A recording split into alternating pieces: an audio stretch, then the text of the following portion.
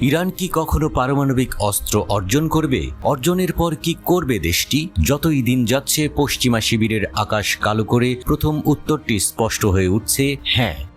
তবে আসল জল্পনা কল্পনা দ্বিতীয় প্রশ্নটিকে ঘিরে।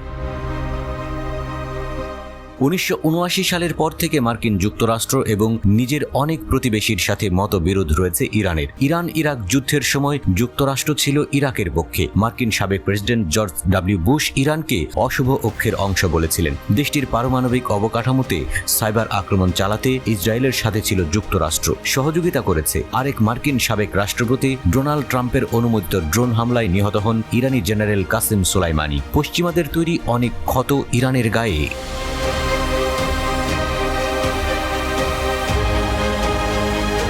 সিরিয়ায় আসাদ সরকারকে সমর্থন করে ইরান। রাশিয়া ও চীনের ঘনিষ্ঠ এই দেশ লেবানন, ইরাক, ইয়েমেন এবং গাজার মিলিশিয়াদের সশস্ত্র প্রশিক্ষণ দেওয়ার অভিযোগ আছে ইরানের বিরুদ্ধে। ইসরায়েল এবং ইরানের মধ্যে গোপন যুদ্ধ সহজে থামার নয়। তবে বিশিষ্ট আন্তর্জাতিক সম্পর্ক তত্ত্ববিদ প্রয়াত কেনেথ ওয়াল্টস বলেছেন, মধ্যপ্রাচ্যকে স্থিতিশীল করার সবচেয়ে সহজ উপায় হবে ইরানের হাতে পারমাণবিক অস্ত্র থাকা। তার যুক্তি হল, পারমাণবিক অস্ত্র বানাতে পারলে ইরান তার নিরাপত্তা নিয়ে ভয় থেকে বেরিয়ে আসবে। এতে দেশটির শত্রুদের উপর অপারমাণবিক আক্রমণ হ্রাস পাবে। দেশটি তখন আঞ্চলিক প্রতিদ্বন্দ্বীদের পারমাণবিক শক্তি প্রয়োগ ঠেকাতে পারবে।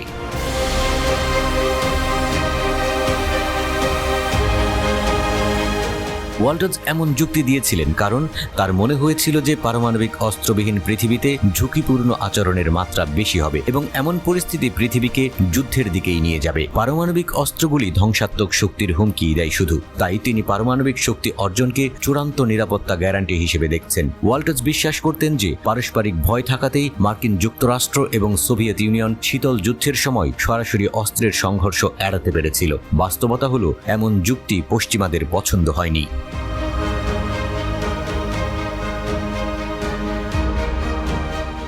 যদি মার্কিন যুক্তরাষ্ট্র এবং অন্যরা সংঘর্ষ এড়াতেই চায়, তবে তাদের উচিত এই আশ্বাসের জায়গায় এক হওয়া যে ইরান পারমাণবিক অস্ত্রের সক্ষমতা ত্যাগ করলে দেশটির উপর আগ্রাসন বন্ধ করা হবে। কিন্তু যদি শত্রুতার বর্তমান মাত্রা অব্যাহত থাকে, তাহলে ইরান শেষ পর্যন্ত তার নিজস্ব একটি পারমাণবিক প্রতিরোধ শক্তির প্রয়োজন অনুভব করা থেকে সরে আসবে। এমন আশা করা কঠিন এবং তারপরে কি হবে তা অনুমান করাও কঠিন। মধ্যপ্রাচ্যে আরেকটি যুদ্ধের জন্ম দিতে পারে, যেটি এড়ানোর ভাবনা থেকেই এসব আলোচনা। ইরান যদি নিজের পারমাণবিক বোমা তৈরিতে সফল হয়, তাহলে সৌদি আরব বা তুরস্কের মতো রাষ্ট্রগুলো একই ভাবনা ভাবতে পারে।